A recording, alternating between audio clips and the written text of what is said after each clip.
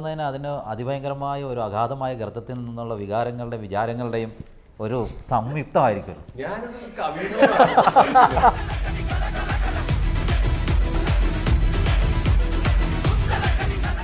എന്തായാലും റെസ്പെക്ട് ചെയ്യുന്നു. നമ്മുടെ കാർഗിൽ വാർ വരെ പങ്കെടുത്ത ഒരു ജവാനാണ്. ഭയങ്കര അഭിമാനത്തോടു കൂടിയാണ്.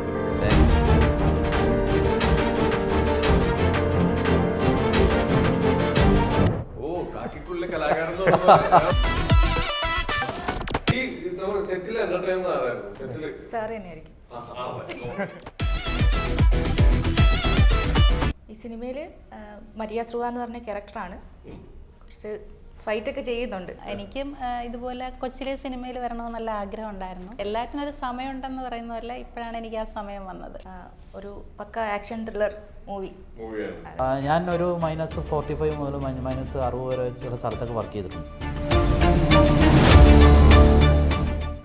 ഓപ്പോസിറ്റുള്ള ഒരാളെ കയ്യിൽ കിട്ടിട്ട് ഉപദ്രവിക്കേണ്ടി വന്നിട്ടുണ്ടോ? നേരിട്ടും.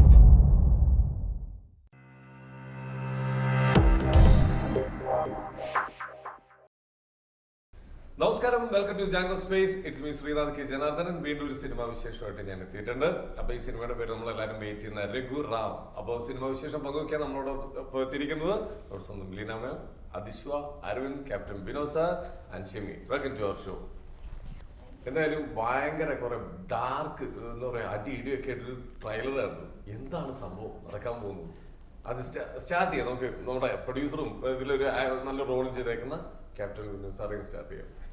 എങ്ങനെയാണ് ഈ സിനിമ ഉണ്ടായത്? ഈ സിനിമ സിനിമ ഉണ്ടാകുന്നതിന് അതിന് അതിഭയങ്കരമായ ഒരു അഗാധമായ ഗർത്തത്തിൽ നിന്നുള്ള വിചാരങ്ങളുടെയും ഒരു സംയുക്തമായിരിക്കും.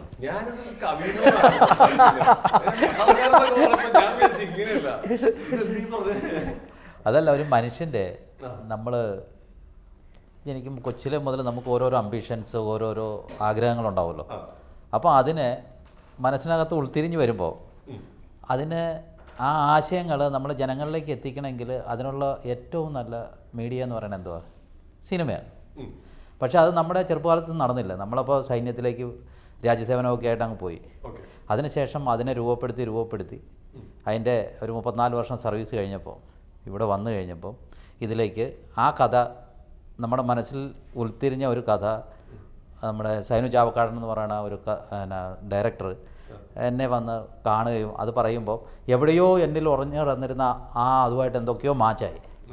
അപ്പോൾ അതിനൊരു യാഥാർത്ഥ്യമായിട്ടുള്ള ഒരു ചെയ്യാം എന്നുള്ളൊരു ഇതിലേക്ക് വരികയും അത് ഇപ്പം നമ്മൾ നിങ്ങളുടെ മുമ്പിലേക്ക് ഞങ്ങൾ കൊണ്ടുവരികയാണ്, യാഥാർത്ഥ്യമാക്കുകയാണ്. ഓക്കെ, അടിപൊളി. എന്തായാലും ഞാനൊരു കാര്യം കേട്ടോ, ഇപ്പോൾ ഇതിലൊരു നല്ല one of the best character ചെയ്ത അരവിന്ദ് മകനും കൂടിയാണ്. ചോദിക്കുക, അച്ഛൻ ഈ സിനിമയുടെ ഷൂട്ട് തുടങ്ങുന്നതിന് മുമ്പ് വരെ ഇങ്ങനെ തന്നെയായിരുന്നു? സാഹിത്യം എന്ന് പറഞ്ഞ വാക്കുകളിലാണ് സംസാരിച്ചിരുന്നത്.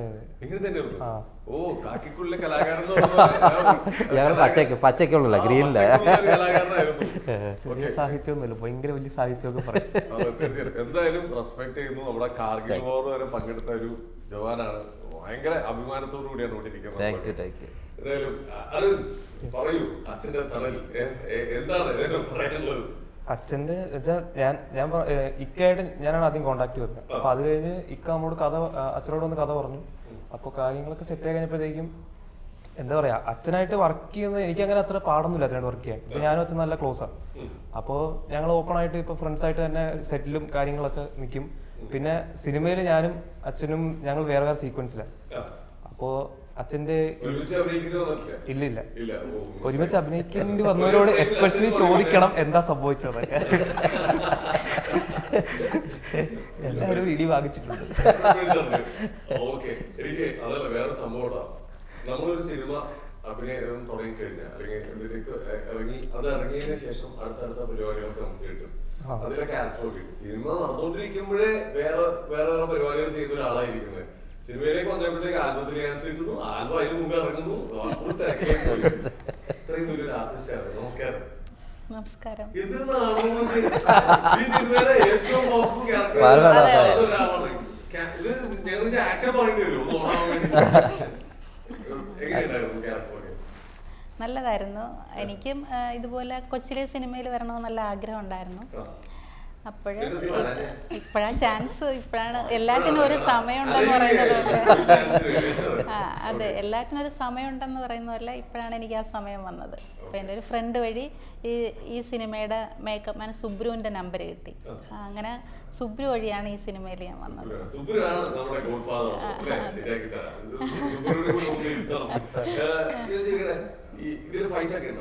ആ, ഉണ്ടായിരുന്നു. ഇല്ല,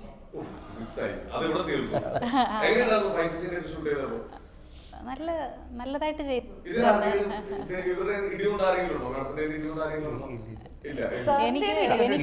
എനിക്ക് സാറിൻ്റെ അത് നമ്മൾ 4-5 പേരും കൂടി 4 ലേഡീസും കൂടി സാറിനെ അറ്റാക്ക് ചെയ്യാനുള്ളതായിരുന്നു. അപ്പോഴ്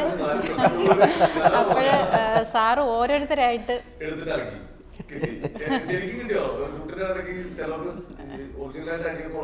കിട്ടിയവരൊക്കെ ഉണ്ട്. നമുക്ക് അഭിനയിക്കാൻ അറിയാമല്ലോ, അതാണ്. അതിലൊരു കോമഡി ഉണ്ട്. ചേച്ചിന്റെ കഴുത്തിന് വിനോദ് സാർ ഇങ്ങനെ പിടിക്കുന്നുണ്ട്. അപ്പോൾ നമ്മൾ ഷൂട്ട് ചെയ്ത് കഴിഞ്ഞു നെക്സ്റ്റ് ഡേയിൽ എല്ലാവരും പറഞ്ഞു ചേച്ചി നല്ല എക്സ്പ്രഷൻ ആയിരുന്നു എന്ന് പറഞ്ഞു. അപ്പോൾ ചേച്ചി പറയും അത് എക്സ്പ്രഷൻ അല്ല, ശരിക്കും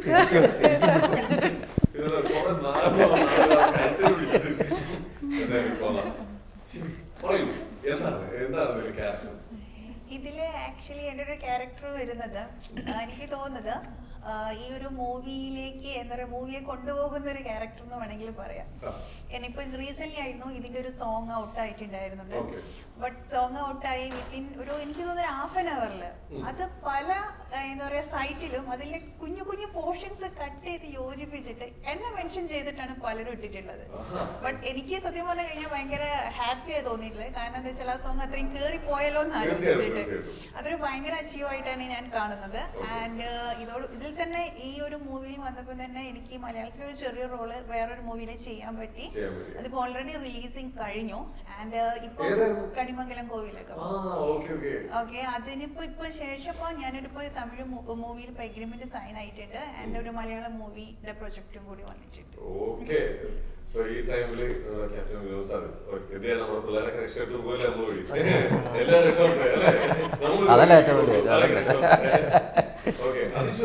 എന്തോ വർഷങ്ങളായിട്ട് എന്റെ സുഹൃത്താണ്. ഞങ്ങൾ കുറെ നാളുകൊണ്ടാണ് മീറ്റ് ചെയ്യുന്നത്. വളരെ സന്തോഷം ഒരു സിനിമയിലെ നായികയായിട്ട് നമ്മുടെ മുമ്പിൽ വന്നിരിക്കുന്നത്. എന്താണ് ഈ സിനിമയെ കുറിച്ച് പറയാനുള്ളത്?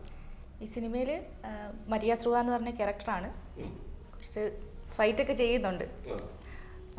ഒരു പക്ക ആക്ഷൻ ത്രില്ലർ മൂവിയാണ്. അതെ, ലേഡീസ് എനിക്ക് തോന്നുന്നു ഏറ്റവും കൂടുതൽ മലയാളത്തിൽ ഫൈറ്റ് ചെയ്യുന്ന ഒരു മൂവിയാണിത്.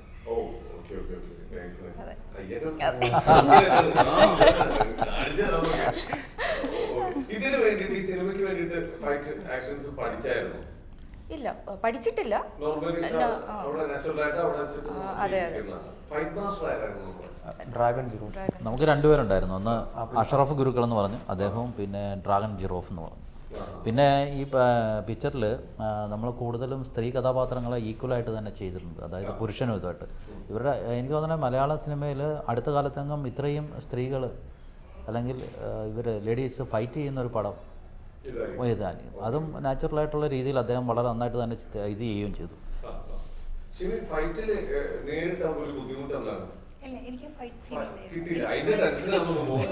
എനിക്ക് ഫുൾ റൊമാൻസ് റൊമാൻസ് ആൻഡ് അഭിനയതായതുകൊണ്ട് എനിക്ക് ഫൈറ്റ് സീൻ ഇല്ലായിരുന്നു.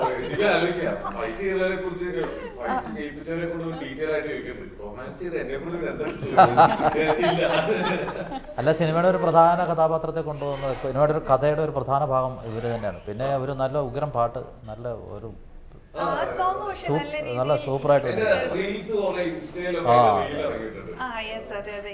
പാട്ട് നന്നായിട്ട് നല്ല നല്ല ഒരു അട്രാക്റ്റീവ് ആയിട്ടുള്ള ഒരു പാട്ട്. പെട്ടെന്ന് വെച്ച് കഴിഞ്ഞാൽ അത് ഞാനാന്നുള്ളത് ഞാൻ പറഞ്ഞാലേ അറിയുമല്ലോ. കാരണം ഇത്രയും പെൺകുട്ടികളെ കൊണ്ട് ഫൈറ്റ് പഠിപ്പിക്കുക, അവരെ കൊണ്ട് ചെയ്യിപ്പിക്കുക. കാരണം ഇതെല്ലാം നമ്മൾ എന്താ പറയുക, സിനിമ എന്നുള്ളൊരു ടീം വർക്ക് തന്നെയാണ്. ഇതില് എല്ലാവർക്കും അതിലൊരു ഗ്ലാസ് വെള്ളം കൊണ്ടുവന്ന് തന്നെ ആൾക്ക് വരെ ഇമ്പോർട്ടൻസ് ഉണ്ട് ഇതില്. അപ്പോ ഒരു ടീമിനെ ഇത്രയും നന്നായിട്ട് കോർഡിനേറ്റ് ചെയ്തുകൊണ്ട് ആരാണ്? കോർഡിനേറ്റ് മെയിനായിട്ട് നമ്മൾ ചെയ്തിരിക്കുന്ന ഇതിന് നമ്മൾ എന്തെങ്കിലും ഒരു സിസ്റ്റം തുടങ്ങുമ്പോൾ അതിന് വ്യക്തിപരമായിട്ടൊരു അഡ്മിനിസ്ട്രേറ്റീവ്, ഒരു മാനേജ്മെൻറ്റ്, ഒരു ഫ്രെയിം വർക്ക് ഉണ്ടാവും.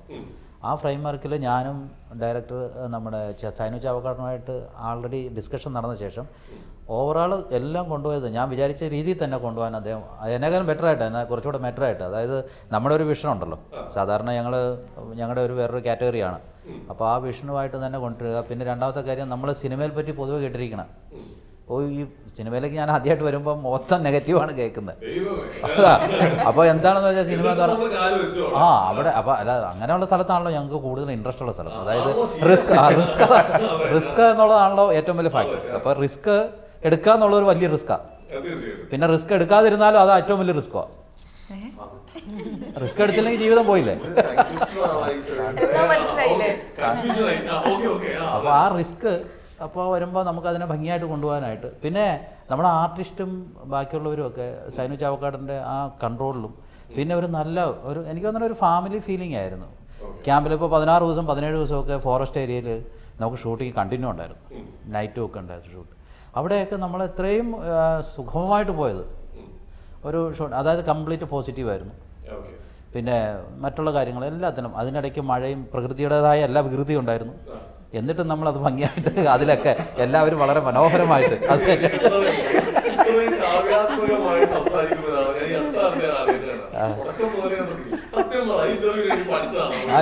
നമ്മള് ജീവിതമേ പഠിത്തമാ, നമ്മളൊന്നിനും പഠിക്കാറില്ല.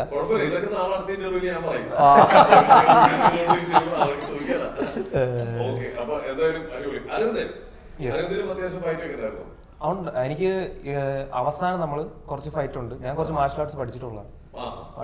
അപ്പോൾ നമ്മളിപ്പം ഫൈറ്റ് മാസ്റ്റർ ആണെങ്കിലും പറയും കറങ്ങി ചവിട്ട് മറ്റേ ചവിട്ടെന്ന് പറയുമ്പോൾ എനിക്ക് അത്യാവശ്യം ചെയ്യാൻ പറ്റുന്നുണ്ട്. പിന്നെ മാസ്റ്റർ ആണെങ്കിൽ നമ്മൾ ചെയ്യുന്നതിന് മുമ്പ് കാണിച്ചു തരും, മാസ്റ്ററും ചാടി കറങ്ങി കാണിച്ചു തരും. അപ്പോൾ നമുക്ക് ഇച്ചിരി സിമ്പിളാണ്, ജസ്റ്റ് ചെയ്താൽ മതി, ജസ്റ്റ് നോക്കി ചെയ്യുക ഉള്ള കാര്യങ്ങളുണ്ട്. ഫൈറ്റ് എനിക്ക് ലാസ്റ്റ് ഭാഗത്തിൽ കുറച്ച് ചെറിയ ഇതുണ്ട്, പക്ഷെ അതിന് കുറച്ച് ഗ്ലിംസസ് ഉണ്ട് ഫൈറ്റിന്. നല്ലൊരു ഡാൻസറാണ്, അത്യാവശ്യം മെയ്വഴക്കൊക്കെ ഉണ്ടെന്നുള്ള പ്രൊഫൈലാണ് കൂട്ടാൻ മനസ്സിലാവുന്നത്. ഈ ഫൈറ്റ് മാസ്റ്റർ ചാടി ചെയ്യാൻ പറയും തിരികെ ഓട്ടാൻ പറയുന്നത് ചെയ്ത ഫൈറ്റൊക്കെ എങ്ങനെയുണ്ടായിരുന്നു? അത്യാവശ്യം നല്ലതായിട്ട് ചെയ്തു എന്ന് എല്ലാരും പറഞ്ഞു. ഫൈറ്റൊക്കെ ചെയ്ത ഒരാൾ സംസാരിക്കുന്നത് ഇനി ആക്ഷൻ പറയണ്ടാണോ? ഇങ്ങനെ തന്നെയാണോ സെറ്റിൽ? ഇങ്ങനെ തന്നെയാണോ?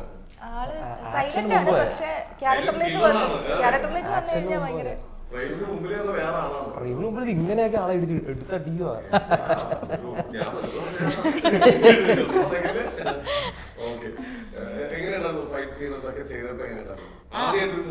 ആ ഫൈറ്റ് സീൻ ഉണ്ടെന്ന് പറഞ്ഞപ്പോൾ എനിക്ക് സാരിയാ ഫുള്ള് വേഷം ഇതില്. അപ്പോഴ് ഞാൻ വിചാരിച്ചു ഫൈറ്റ് സീനിൽ ഇങ്ങനെ സാരി കൊടുത്ത് ചെയ്യാൻ പറ്റുമെന്ന് ഒന്ന് വിചാരിച്ചു. അപ്പോഴേ സാറ് പറഞ്ഞു കുഴപ്പമില്ല ചെയ്യാൻ പറ്റും. അപ്പോൾ ഫസ്റ്റ് ഒന്ന് കാണിച്ചു തന്നു. അപ്പോൾ ഞാൻ ചെയ്തു. അപ്പൊ എല്ലാരും കണ്ടു വന്നവരൊക്കെ നല്ലതായിരുന്നു എന്ന് പറഞ്ഞു. എന്തായാലും ഇപ്പൊ ആ ചെയ്ത ഫൈറ്റുകളൊക്കെ മനസ്സിലുണ്ടല്ലോ, മനസ്സിലില്ലേ? ചെയ്ത ഫൈറ്റുകളൊക്കെ വേണ്ടി വന്നു കഴിഞ്ഞാൽ എടുത്ത് പ്രയോഗിക്കാൻ പറ്റുന്ന സാധനങ്ങളൊക്കെ കയ്യിലില്ലേ? അല്ല അത് അപ്പോഴ് നമ്മള് ക്യാരക്ടർ റാണിയൊക്കെ ക്യാരക്ടർ ആയി മാറുമ്പോഴേ അതൊക്കെ ചെയ്യും. അങ്ങനെയാണ് ഞാനിതില് ഒരു തമിഴ് ക്യാരക്ടറാ റാണിയൊക്കെ എന്ന് പറഞ്ഞ നെഗറ്റീവ് ക്യാരക്ടറാണ്. ഇല്ല തമിഴ് ക്യാരക്ടർ ആണെങ്കിലും മലയാളം സംസാരിക്കുന്നത് അങ്ങനെയാണ്, മിക്സ് ചെയ്തിട്ടുള്ളതാണ്.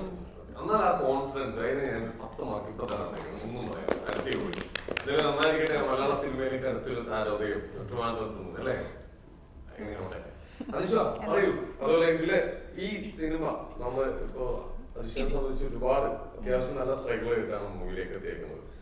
ഒരിക്കലും ഈസി അല്ല. ഒരാൾക്ക് നോക്കുമ്പോ സിനിമയിൽ വന്നു കഴിഞ്ഞു പോയി പറയാൻ എളുപ്പമാണ്, പക്ഷെ ഇതിലേക്ക് എത്താന്ന് പറഞ്ഞു കഴിഞ്ഞാൽ അല്ലേ എല്ലാവർക്കും ഒരു അത്യാവശ്യം നല്ലൊരു സ്ട്രഗിളിംഗ് പീരീഡ് ആണ്. അതൊക്കെ കഴിഞ്ഞ് ഈ സിനിമ സെലക്ട് ചെയ്യാനുള്ള ഒരു കാരണം നമ്മൾ ആദ്യമായിട്ട് ചെയ്യുന്നത് വലിയൊരു ക്യാരക്ടർ ചെയ്യുമ്പോൾ സെലക്ട് ചെയ്യാനുള്ള ഒരു കണക്ഷൻ എന്തായിരുന്നു? ഇത് ശരിക്കും ഞാൻ മുന്നേ പുഴയാണോളൂ എന്ന് പറഞ്ഞിട്ടൊരു ആൽബം ചെയ്തിട്ടുണ്ടായിരുന്നു. അപ്പോൾ അതിൽ ചെറിയൊരു ഫൈറ്റ് ചെയ്യുന്ന ഒരു വീഡിയോ ഞാൻ ഇൻസ്റ്റയിൽ പോസ്റ്റ് ചെയ്തിട്ട് അങ്ങനെയാണ് എന്നെ ഇതിൻ്റെ ഡയറക്ടർ സൈനു സാർ കോൺടാക്ട് ചെയ്യുന്നത്. പിന്നെ ഓഡിഷന് വിളിച്ചു. ശരിക്കും സാറ് മുന്നേ ചെയ്ത വർക്കുകളോ അങ്ങനെ ഒന്നും എക്സ്പീരിയൻസ് ചോദിച്ചിട്ടില്ല. സാർ ആകെ പറഞ്ഞത് കാട്ടിലായിരിക്കും ഷൂട്ട്, ഓടാനും ചാടാനൊക്കെ ഓക്കെ ആണോ, പിന്നെ ആ ഒരു കോൺഫിഡൻസ് സാറ് പിന്നെ ഭയങ്കരമായിട്ട് സപ്പോർട്ട് ചെയ്തിട്ടുണ്ടായിരുന്നു. ഓക്കെ അതെ അതെ ഒരു കോൺഫിഡൻസ് എന്തായാലും സൈനു സാറിന് അതെ ഫുൾ കാട്ടിലായിരുന്നു ഷൂട്ട്, മഴയും, എന്നാലും എല്ലാം ടീം എല്ലാവരും ഭയങ്കര സപ്പോർട്ടായിരുന്നു. ഓക്കെ അടിപൊളി. എല്ലാം കഴിഞ്ഞിട്ട് നമ്മള് സിനിമ ഇറങ്ങാൻ നിൽക്കുകയാണ്.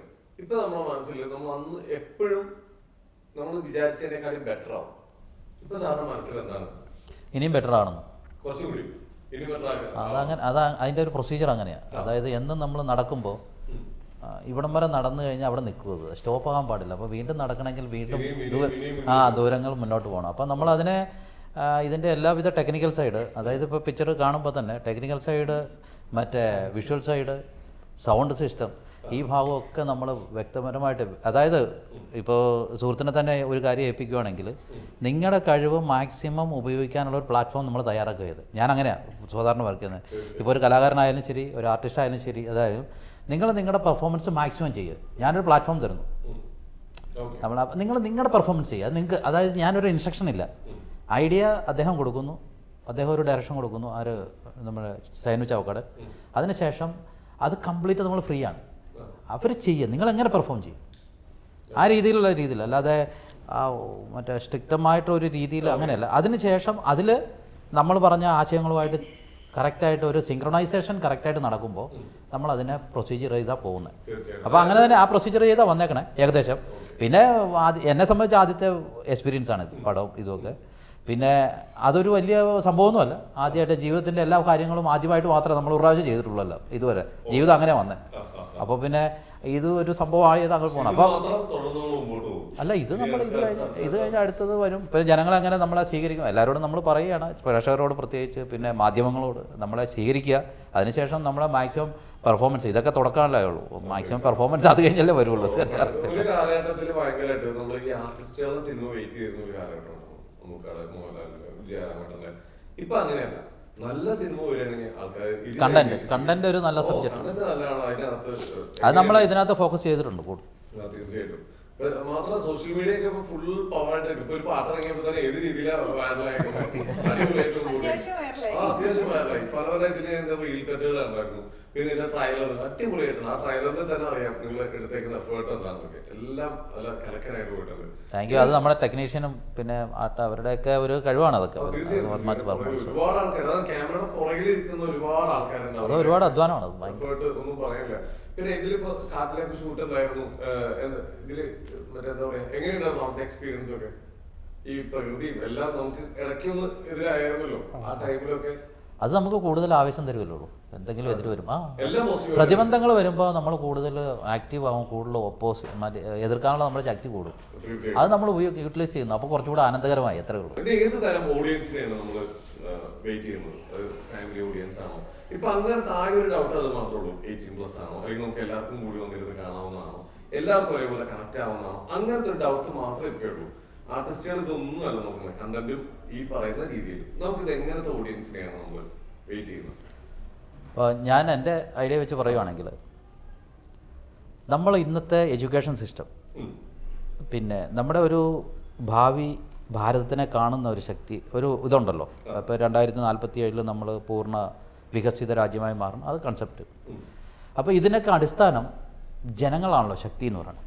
അപ്പോൾ ജനങ്ങളെ എങ്ങനെ നമ്മൾ സീക്വൻസായിട്ട് സെറ്റ് ചെയ്ത് അതിൻ്റെ ആ എനർജിയെ ഫോക്കസ് ചെയ്ത് അതൊരു ഔട്ട്പുട്ടായിട്ട് വെളിയിലേക്ക് കൊണ്ടുവരുവാനായിട്ട് എല്ലാ ഡിപ്പാർട്ട്മെൻറ്റും, എല്ലാ സ്ഥലത്തിലും, എല്ലാ സ്കില്ലിനും അതിൻ്റേതായ ഇതുണ്ട്. അപ്പോൾ നമ്മുടെ സ്കില്ല് ഇപ്പം ഞങ്ങൾക്കൊക്കെ ഒരുപാട് ഫീൽഡ് വർക്കിലും മറ്റ് സ്ഥലത്ത് ചെന്നിട്ടുള്ള മറ്റുള്ള പരിചയങ്ങൾ ഒരുപാടുണ്ട്. വെച്ചാൽ ജനങ്ങളുമായിട്ട് ഒരുപാട് ഇഴകി പോകുന്ന ഒരിതാണ്. പിന്നെ പല പ്രതിബന്ധങ്ങളും നേരിട്ട് വരുന്നതാണ്. അപ്പോൾ ഇപ്പോഴത്തെ പുതിയ ജനറേഷനിൽ നമ്മൾ എങ്ങനെ നമ്മുടെ സംസ്കാരങ്ങൾ നശിപ്പിക്കാതെ, നമ്മുടെ സംസ്കാരങ്ങൾ അറിഞ്ഞുകൊണ്ട് ഒരു നല്ല ഔട്ട്പുട്ട് വന്ന് അവരൊരു സ്കിൽ ഡെവലപ്ഡ് ആയിട്ട് വരുവാണെങ്കിൽ, അപ്പോൾ അതിന് വരും. അപ്പോൾ ഇതിനകത്ത് സപ്പോസ് നമ്മുടെ ഈ പിക്ചറിനകത്ത് ആദ്യമേ ഈ ധ്രുവ് എന്ന് പറഞ്ഞൊരു കഥാപാത്രം 5-6 കുട്ടികളുമായിട്ട് ഒരു ട്രെക്കിങ് വരുവാണ്. ആ ട്രെക്കിങ്ങിൽ അതിനകത്ത് തന്നെ ഒരു ഡയലോഗ് പറയുന്നുണ്ട്, ഞങ്ങളുടെ ഒരു പ്രൊജക്റ്റിൻ്റെ ഭാഗമായിട്ടാണ് വരുന്നത്. നമ്മൾ ഫോക്കസ് ചെയ്യുമ്പോൾ എഡ്യൂക്കേഷനിൽ അല്ലെങ്കിൽ അവർ പഠിച്ച കോളേജിൽ ഒരു പ്രൊജക്റ്റ് അതെങ്ങനെ പ്രാക്ടിക്കലാവുന്നു, ദിസ് ഈസ് ദ ഫാക്റ്റ്. അതായത് നമ്മുടെ വിഷൻ എങ്ങനെ ഇംപ്ലിമെൻറ്റേഷൻ ചെയ്യുന്നത് പ്രാക്ടിക്കൽ ആകാനായിട്ട് ചെയ്യുന്നത്. അപ്പോൾ അവിടെ ഒരു ഫോക്കസിങ് നടക്കുന്നുണ്ട്. അതൊരു എനർജി ആയിരിക്കും.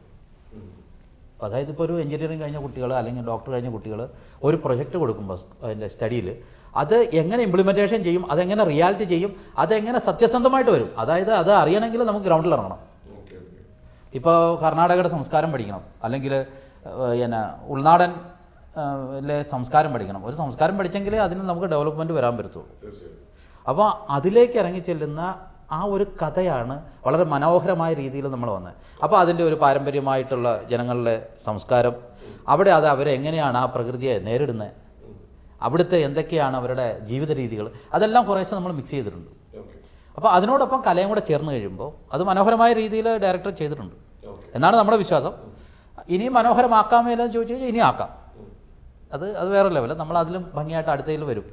അപ്പോൾ ഇങ്ങനെയുള്ള ഒരു കൺസെപ്റ്റ്, അതായത് പുതിയ ഈ ജനറേഷന് ഒരു നല്ല ഫോക്കസ് ഉണ്ടാക്കുക എന്നുള്ളതാണ് എൻ്റെ ഒരു കൺസെപ്റ്റ്. ആസ്വദിക്കാം, അതാണ് അതിൻ്റെ. അതായത് അതിൻ്റെ ലോജിക്കായിട്ട് നമ്മൾ തിങ്ക് ചെയ്യുമ്പോൾ, അതുപോലെ തന്നെ സ്ത്രീകളുടെ പറച്ചിലൊക്കെ എല്ലാവരും ഉണ്ട് ഇല്ലേ, അവർ ഈക്വലാണ്, ഫൈറ്റ് ചെയ്യണം, അത് ഇതൊക്കെ. പക്ഷേ റിയാലിറ്റി നമ്മളത് ചെയ്ത് കാണിക്കുന്നുണ്ട് ഇതിനകത്ത്. അപ്പോൾ ഈക്വലായിട്ട് ഏകദേശം പുരുഷന്മാർ എത്ര ചെയ്യുന്നു അത്രയും തന്നെ സ്ത്രീകൾ ഈക്വലായിട്ട് അവരുടെ നിലനിൽപ്പിന് വേണ്ടി അവർ ഫൈറ്റ് ചെയ്യുന്നുണ്ട്. ഫൈറ്റല്ല, അവർ നിലനിൽപ്പിന് വേണ്ടിയിട്ട് അതാണോ നിലനിൽപ്പ്. ആ നിലനിൽപ്പ് നമ്മൾ നിൽക്കാനായിട്ട് ഇതിനകത്ത് കാണിച്ചിട്ടുണ്ട്. പിന്നെ പിന്നെ സ്വല്പം നമ്മുടെ വിശ്വാസങ്ങൾ എങ്ങനെയാണ് നമ്മളെ നിലനിർത്തുന്നത്, അതുകൊണ്ട് സ്വല്പം ഹൊറർ വന്നിട്ടുണ്ട്. പിന്നെ അടുത്തത് വന്നിരിക്കുന്നത് ഈ എങ്ങനെ ഇതിനെ ഒരു ട്രഷർ ഹണ്ടിങ്, സ്വല്പം പൈസ ഒക്കെ ഉണ്ട്, അതെങ്ങനെ ആണ് അതിനെ എങ്ങനെ എത്തിച്ചേരുന്നു, അങ്ങനെയൊക്കെയുള്ള ഒരുപാട് കാര്യങ്ങൾ മിക്സ് ചെയ്ത് ഒരുപാട് ട്വിസ്റ്റൊക്കെ ഉള്ള ഒരു കഥയാണ്. നല്ലൊരു കഥയായിട്ടാണ് എനിക്ക് തോന്നിയത്. ഇനിയിപ്പോൾ ബാക്കി നിങ്ങളും മാധ്യമങ്ങളും ജനങ്ങളും ആണ് അത്.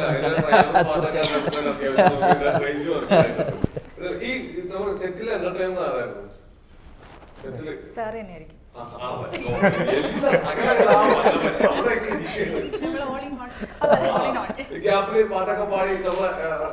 അങ്ങനെ ഇല്ല, നമ്മൾ പാട്ടൊന്നും പാടില്ല, ഇതുപോലെ തന്നെയാ സാർ എപ്പോഴും ഇങ്ങനെ.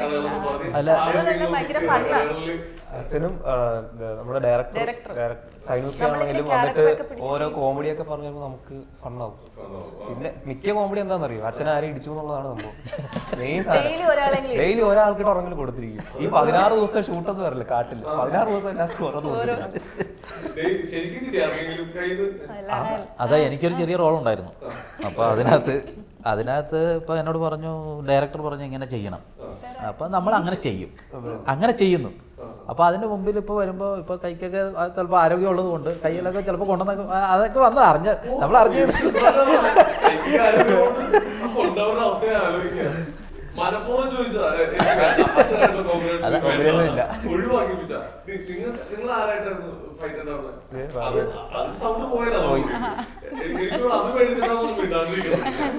ഇല്ല, ഒരു പ്രാവശ്യം ഉള്ളായിരുന്നു സാറുമായിട്ട്.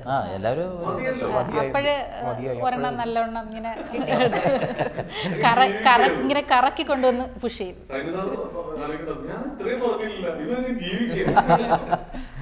എന്തായാലും അടിപൊളി, നമ്മളെല്ലാരും ഇങ്ങനെ വെയിറ്റ് ചെയ്തിരിക്കുന്ന ഒരു മൂവിയാണ്. എന്തായാലും ഇപ്പൊ നമുക്ക് തിയേറ്റർ റിലീസാണ് നമ്മളെല്ലാരും വെയിറ്റ് ചെയ്തിരിക്കുന്നത്. ഇതില് നമ്മൾ ഇതിനു മുമ്പ് പറഞ്ഞൊരു കിടില് ടീം വർക്ക് ആണ്.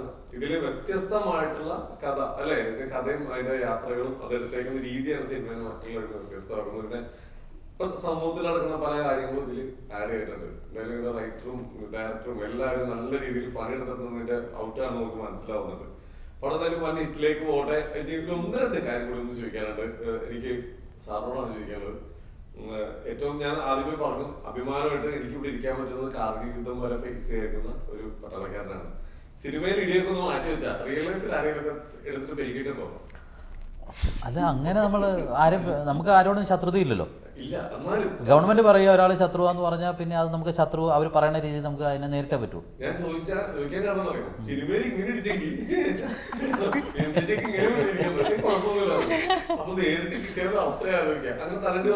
അല്ല, ഇത് ട്രൂപ്സിന്റെ മൂവ്മെന്റ് വേറെ ടൈപ്പാണ് നമ്മൾ പൊതുവെ ചെയ്യുന്നത് വെച്ചാൽ. പിന്നെ കാർഗിൽ എന്ന് പറഞ്ഞാൽ ഭയങ്കര എക്സ്പീരിയൻസ് ആയിട്ടുള്ള ഇതാണ്. ഒരു ഇന്ത്യയുടെ കൈവിട്ട് പോയൊരു യുദ്ധമാണ്. പിന്നെ തീർച്ചയായിട്ടും അത് കൈവിട്ട് പോകുമെന്ന് പറഞ്ഞാൽ അങ്ങനെ നമുക്ക് പറയാനൊക്കെ. നമുക്കൊരു വിൽ പവർ ഉണ്ട് നമുക്ക്, പിന്നെ നമുക്കൊരു കോൺഫിഡൻസ് ഉണ്ട്. നമ്മുടെ ആ ഒരു രക്തത്തിലുണ്ടല്ലോ. അത് നമ്മുടെ വീരന്മാരായ പല ആൾക്കാരും ഉണ്ടല്ലോ. അപ്പോൾ കൈവിട്ടൊന്നും പോകത്തില്ല. പക്ഷെ നമ്മൾ ചെയ്ത പല സ്ഥലത്തും നമ്മൾ ഫേസ് ചെയ്യുന്നത് ചതിയാണ്. അതായത് ഇപ്പോൾ കാർഗിലിനെ പറ്റി പറയുവാണെങ്കിൽ കാർഗിലിൻ്റെ ചില സ്ഥലത്ത് നമുക്ക് ഇതുവരെ ടെറൈൻ അല്ല എന്താ എന്താ പറയണേ, നമ്മുടെ ഭൂമിയുടെ ആ കിടപ്പ് അങ്ങനത്തെയാണ്. ചില സ്ഥലത്ത് നമുക്ക് ഫെൻസ് ചെയ്യാൻ പറ്റത്തില്ല. പിന്നെ അത് ചെയ്താലും നിൽക്കത്തുമില്ല. ചില സ്ഥലത്ത് മഞ്ഞുകൊണ്ട് ഇപ്പോൾ ഞാൻ ഒരു -45 മുതൽ -60 വരെ ചില സ്ഥലത്തൊക്കെ വർക്ക് ചെയ്തിട്ടുണ്ട്. അപ്പോൾ അവിടെയൊക്കെ ചില സ്ഥലങ്ങളുണ്ട് ഒരു 3 ദിവസത്തേക്കുള്ളിൽ നമുക്ക് ഒരു മനുഷ്യൻ നിൽക്കാൻ പറ്റത്തില്ല. അപ്പോൾ നമ്മൾ ആൾട്ടർനേറ്റ് മാറ്റിക്കൊണ്ടിരിക്കും. അതൊക്കെ ഭയങ്കര സിസ്റ്റമാറ്റിക്കാണ്. അപ്പോൾ ഇങ്ങനെയുള്ള ചില സ്ഥലത്ത് അടുത്ത കൺട്രി ആയിട്ട് ചില എഗ്രിമെൻ്റ് ഉണ്ട്, MOU. അവർ ഗവൺമെൻറ് ടു ഗവൺമെൻറ്. അപ്പോൾ അതിൽ ഉണ്ടാവും നമ്മൾ ഈ ക്ലൈമറ്റ് ക്ലിയർ ആയിരിക്കുന്ന സമയത്ത് നമ്മുടെ 2 പേരുടെ പോസ്റ്റിൽ ആളുണ്ടാവും. ഇതിന് നടുക്കൂടെ അതിർത്തി പോകുന്നു, ഇമാജിനറി രേഖയാണ്. അപ്പോൾ ഈ രണ്ടിടത്തും നിൽക്കും. നമ്മളിപ്പോൾ മഞ്ഞ് വീഴുന്ന സമയത്ത് 2 പേരും പിൻവലിയും, വീണ്ടും ക്യാമ്പിലേക്ക് തിരിച്ചു വരും. സപ്പോസ് ഞാനത് സിമ്പിളായിട്ട് പറയാം. അപ്പോൾ ഇങ്ങനെ പറയുമ്പോൾ 2 പേരും ഇതിൻ്റെ പോകുന്ന സമയത്ത് റിട്രീറ്റ് ചെയ്യുന്ന സമയത്ത് 2 പേരും പോകും. അതിനുശേഷം അവർ വീണ്ടും തിരിച്ചു വന്നു. നമ്മൾ ആ അതേ വിശ്വസ്തതയിൽ, നമ്മൾ ആ സത്യസന്ധതയിൽ, അവരുമായിട്ടുള്ള വാക്കിൽ നമ്മളിവിടെ തന്നെ ഇരുന്നു. പക്ഷേ ഇവരവിടെ ഇരുന്ന ഇവിടെ കൂടെ ഒരു ഹൈവേ ഉണ്ട്.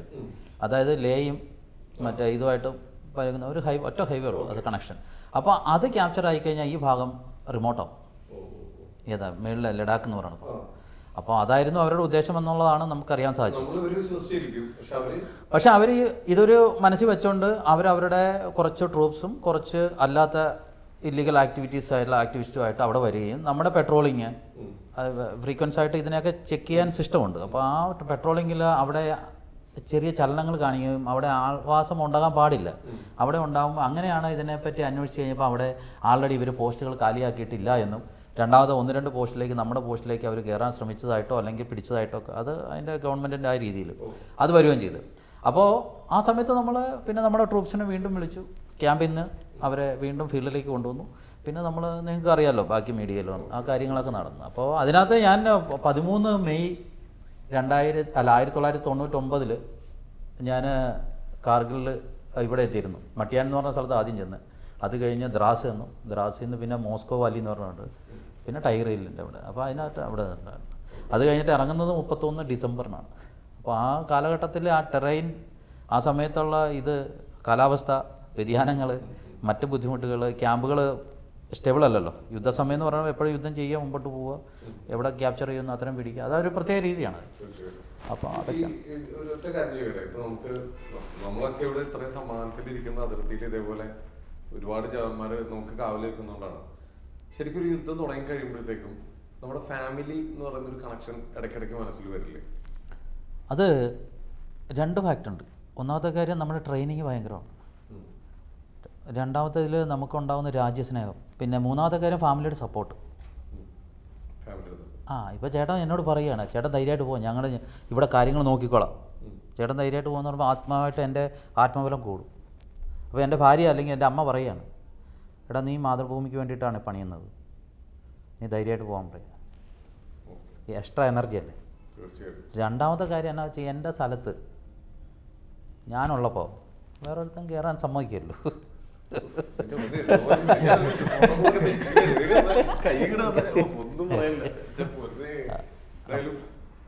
സന്തോഷം, ഒരുപാട് സന്തോഷം.